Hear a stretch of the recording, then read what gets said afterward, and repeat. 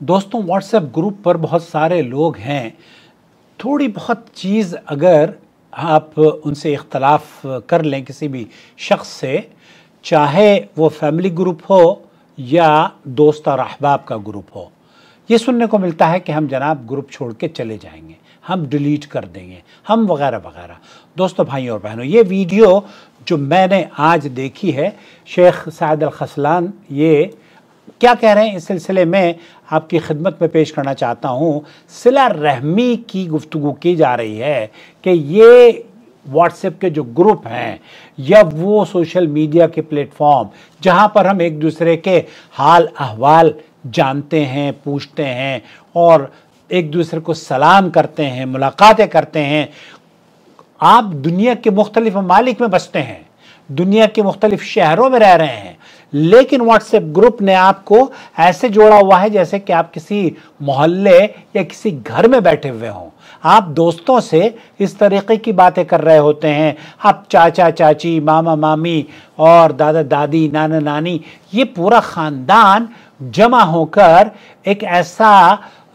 पुरलुत्फ माहौल कई ग्रुप्स में देखने को मिलता है जिसे देखकर बहुत खुशी भी होती है। और ये वीडियो मैं आपको बताना चाहता हूं कि अगर आप व्हाट्सएप के ग्रुप में से सिर्फ चिड़चिड़ेपन की वजह से कि जनाब मुझे इस ग्रुप के लोगों का मिजाज अच्छा नहीं है, तो ये कहते हैं कि ये तरीका दुरुस्त नहीं है, बल्कि المشاركة نعم المشاركة في هذه المجموعات تدخل في صلة الرحم। शेख साइद अल खसलान है, वो ये कहते हैं कि इन ग्रुप में शिरकत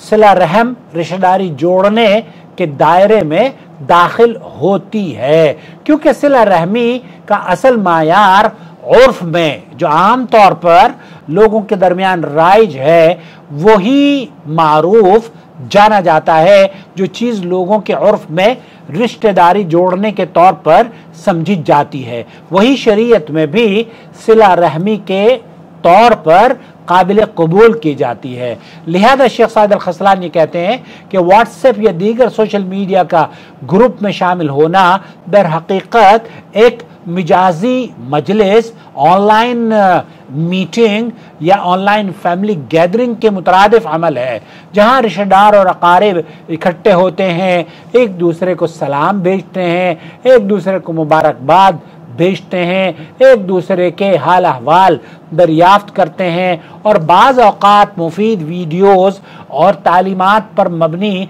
अच्छी नसीहतें एक दूसरे के साथ शेयर भी करते हैं। यही सब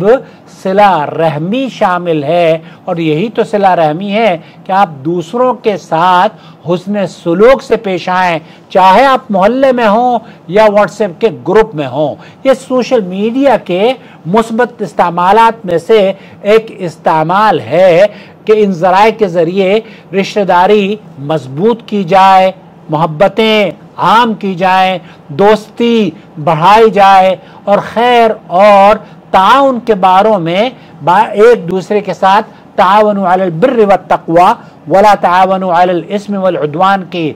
मद्देनज़र रखते हुए हम हर ग्रुप में हमें जहां हम कोशिश करें, कोई वाजिब नहीं है इन ग्रुप में रहना, लेकिन ये ज़रूर है कि अगर आपका कोई ख़ानदानी ग्रुप है तो उसमें आप बहन भाइयों से जुड़े हुए हैं, रिश्तेदारों से जुड़े हुए हैं और कभी कभार आप उनके सलामों का जवाब दे देते हैं, उनके हाल अहवाल पूछ लेते हैं। जैसे कि पिछले ज़माने में बहुत से लोग, मुझे याद है हमारे दोस्त हुआ करते थे, रज़ा साहब उनका नाम था, दिल्ली के। आप यकीन कीजिए कि वो हर जुम्मे के दिन जब जुमेरात और जुम्मे की छुट्टी हुआ करती थी तो वो फ़ोन कॉल करने के लिए टेलीफोन बूथ जाया करते थे और पैसे लेकर अपनी वालदा का मतलब 5-7 रियाल लेते थे हर हफ्ते, वो सिक्के डाल के, अम्मी मैं खैरियत से हूँ, आप कैसी हैं, और हाल अहवाल पूछ के फिर